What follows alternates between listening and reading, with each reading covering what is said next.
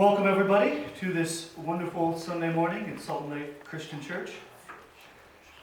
Today I will be telling you a story from our country's history, a Christmas story.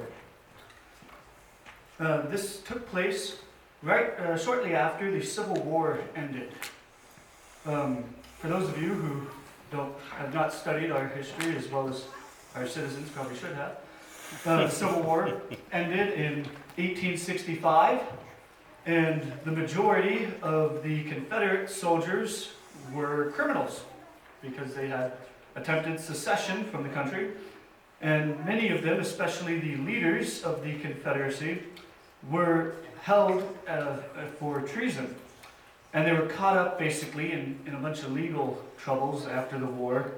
And of course, as we know, the legal system takes a while to process people. It still did back then, especially with the hundreds, if not thousands, of soldiers from the Confederacy that it was having to process.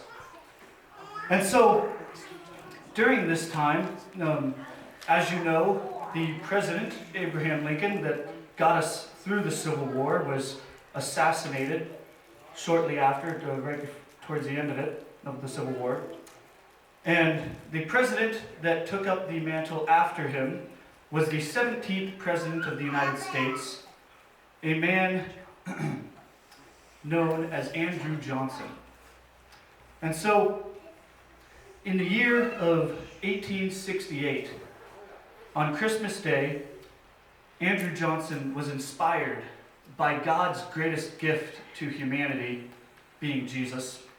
The Christmas story, as we all know, is the story of God's sending his Son to humanity.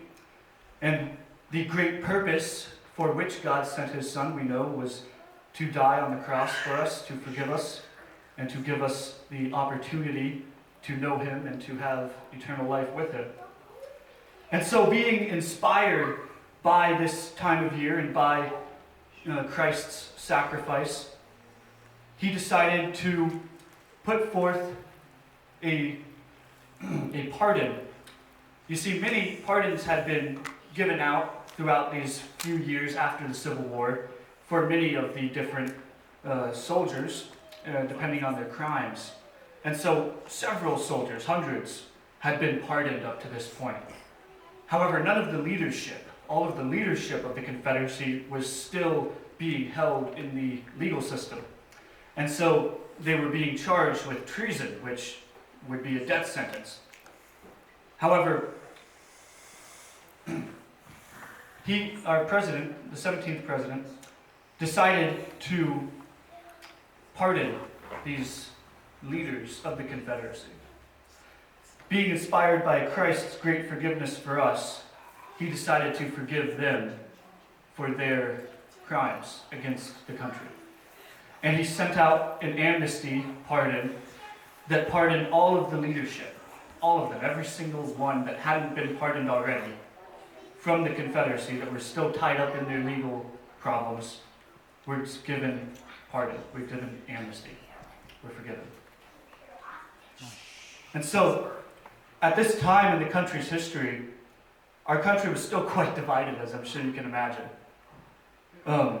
Despite the Civil War being over and the Union being held together, being kept together, the country was still quite divided as we see it today. However, they were attempting to mend these divisions. And one of the ways to mend them was to forgive them and to move on. And so, we see this awesome moment in history on Christmas Day, 1868, where our 17th president forgave some of the most atrocious crimes that were ever portrayed on our country's soil. Because he was inspired by the great stories that we have of God, the Christmas story, where God sent his Son for us to forgive us. So thank you. It's very